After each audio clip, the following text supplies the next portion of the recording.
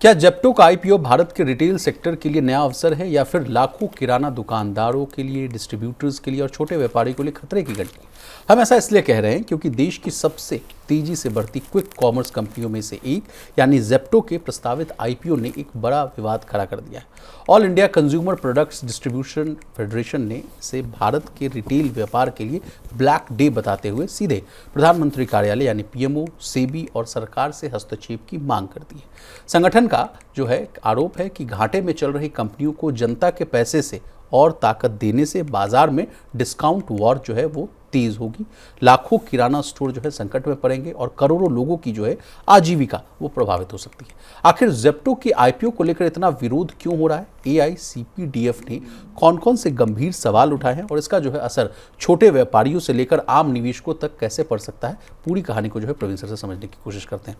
Sir, लगातार जो brick and mortar वाली बात आप कहते रहते हैं, उन पर जो संकट है वो कभी कम होने का नाम नहीं ले रहा है सर। लगातार उन पर जो है संकट जो है बढ़ता हुआ नजर आ रहा है। ये कहानी क्या है सर? और एआईसीपीडीएफ को मैं देख रहा था सर, तो ये देश के लगभग 4.5 लाख डिस्ट्रीब्यूटर्स का जो है प्रतिनिधित्व करते हैं, रिप्रेजेंटेशन करते हैं और इसके नेटवर्क के जरिए करीब कहा जा रहा है कि सर 1.3 करोड़ जो है किराना स्टोर्स तक सामान पहुंचता है। संगठन का दावा है कि 25 राज्यों में ये सक्रिय हैं, तो इनकी बातों को तो गंभीरता से लेना पड़ेगा सर।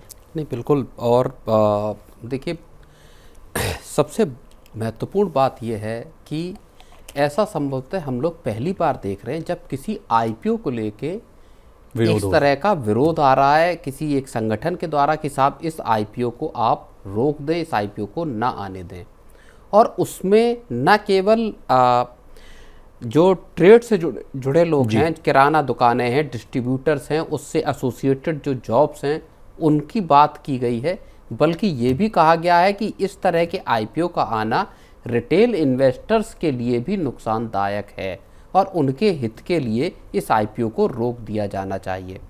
जैसा आपने बताया कि इस तरह के जो क्विक कॉमर्स कंपनियां हैं घाटे में चल रही हैं और घाटे के बावजूद पैसा पंप करने के लिए अपनी प्रीडेटरी प्राइसिंग के लिए, डिस्काउंट प्राइसिंग के लिए ये इस पैसे को जुटाना चाहती हैं। ओके सर, ये भी कहा जा रहा है कि जेप्टो जैसी जो कि कॉमर्स कंपनियां अभी बड़ी घाटे में हैं, निवेशकों के पैसे के दम पर, जैसे आप वो कह रहे हैं कि तेज़ी से विस्तार कर रही हैं।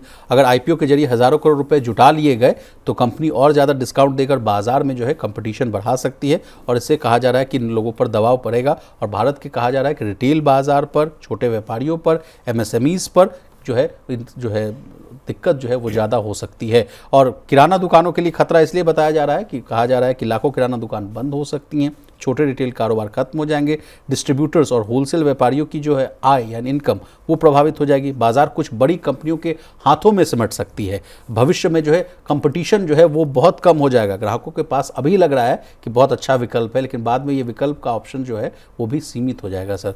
और फिर रोजगार पर क्या असर पड़ेगा छुपा हुआ नहीं है। कह रहे हैं salesman, delivery staff, transporter, warehouse कर्मचारी, अकाउंटेंट, सपोर्ट वाले जितने भी जो स्टाफ हैं उनकी नौकरियां तो दम समझिए कि खत्म हो जाएगी। नहीं, बिल्कुल। देखो, करोड़ों लोगों के कामकाज और आजीविका इस पर खतरा है। पिछले साल तकरीबन 2 लाख किराना दुकानें खत्म हुई या बंद हुई, इसकी खबरें आई। माना यह जा रहा है कि इस साल लगभग 10 लाख किराना दुकानों के ऊपर संकट है। और आपने घाटे की बात कही, मैंने कुछ आंकड़े देखे जेप्टो के आईपीओ से संबंधित। एक बात यह कि 11,000 करोड़ रुपए का आईपीओ जिसमें फ्रेश इश्यू है, जिसमें कंपनियों के जो एग्जिस्टिंग इन्वेस्टर्स हैं वो अपने शेयर सेल कर रहे हैं। कंपनी की वैल्यूएशन कुछ वक्त पहले $7 बिलियन डॉलर थी, जो अब माना जा रहा है कि तकरीबन $10 बिलियन की वैल्यूएशन पर यह आईपीओ आ रहा है। $10 बिलियन की वैल्यूएशन को आप अगर $95 के हिसाब से, 95 रुपये पर डॉलर के हिसाब से भी देखते हैं तो तकरीबन 95,000 करोड़ रुपए की आप वैल्यूएशन इस कंपनी की मान सकते हैं जब ये आईपीओ लिस्ट होगा। तो एक बड़ी बात ये समझिए। दूसरी बड़ी बात ये है कि जितनी ई कॉमर्स कंपनियां हैं, जिसमें क्विक कॉमर्स कंपनियां भी शामिल है और बाकी का ऑनलाइन का जो धंधा कर रही हैं, वो सब ज़्यादातर जो है विशाल वो डीप डिस्काउंट पर आधारित हैं, प्रीडेटरी प्राइसिंग पर आधारित हैं और तीसरी चीज़ कैश बर्निंग पर आधारित हैं। भारी तादाद में कैश को बर्न करके कस्टमर एक्वायर किए जा रहे हैं। अब इनके डेटा को समझ लेते हैं। FY26 का डेटा मैं देख रहा हूँ। जी सर। जेप्टो की ही बात करते हैं, रेवेन्यू है 22,623 करोड़ रुपए।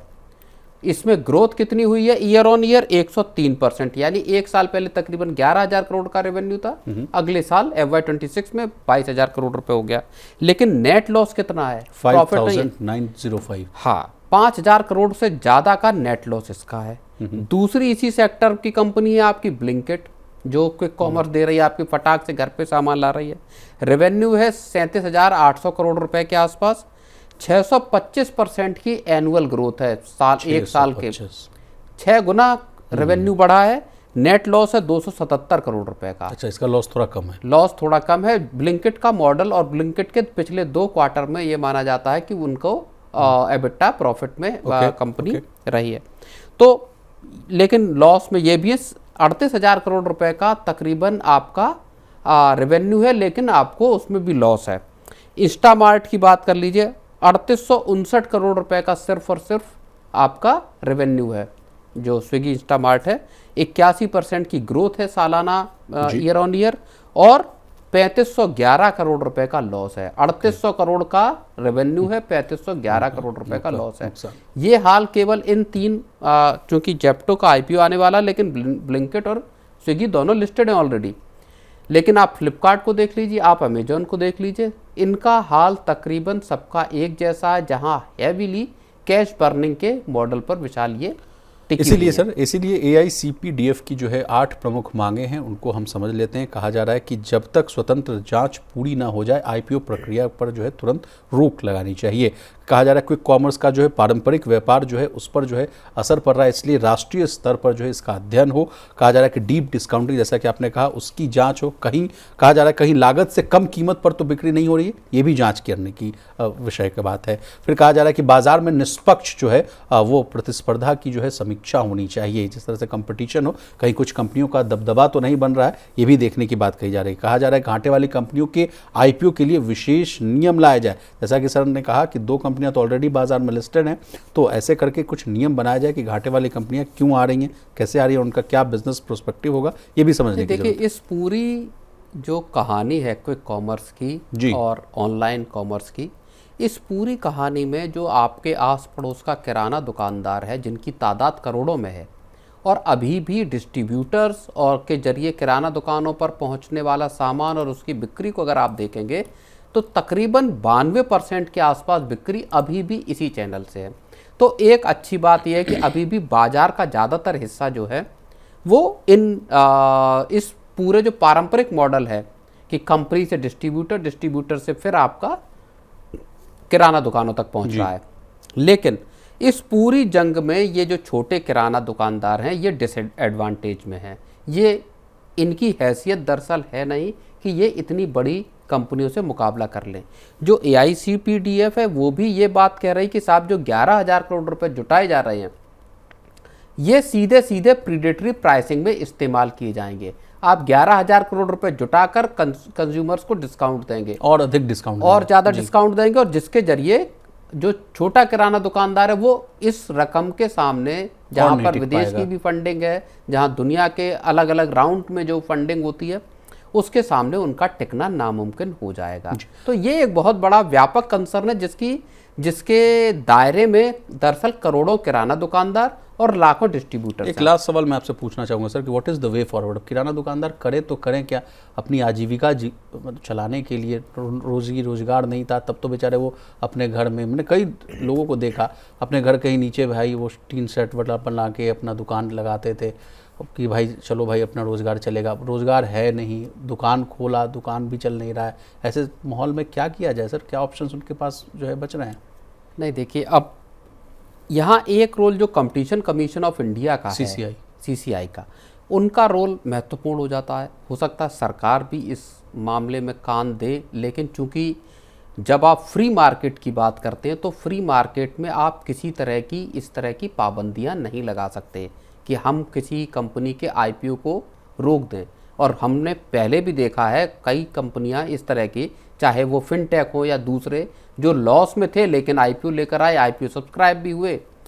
कंज्यूमर्स ने या जो रिटेल इन्वेस्टर्स है उसने देखा कि साहब आप आज तो लॉस में हो, लेकिन फ्यूचर में आपके प्रॉफिट में आने के बड़े आसार हैं। ऐसा वो बताया जाता है दावा। अब इनका पूरा धंधा चूंकि डार्क स्टोर्स पे है, 1100 से ज़्यादा डार्क स्टोर जेप्टो के हैं और बाकी कंपनियों के भी। तो मसला ये है विशाल कि जो सबसे छोटा किराना दुकान है, दरअसल उसके पास इतनी पूंजी नहीं है कि वो इस जंग में टिक पाए। और ख़ास तौर पर जब आप मेट्रोस की बात करते हैं या टियर 2 शहरों की बात करते हैं जहाँ पे इनके ऑपरेशंस अब धीरे धीरे शुरू होने लगे हैं, तो इन शहरों में इन जो छोटे किराना दुकानदार हैं इनके लिए टिक पाना एक वाकई बड़ी चुनौती की स्थिति है। जिनके पास पैसा है, जो अच्छा, जो पुराना धंधा, जिनके पास अच्छी खासी पूंजी है, वो हो सकता है टिक जाए। लेकिन बहुत जो छोटा किराना दुकानदार है जो 50,000 1 लाख रुपए की पूंजी के साथ धंधा कर रहा है, उसके लिए बहुत बड़ी मुश्किल है यहाँ पे।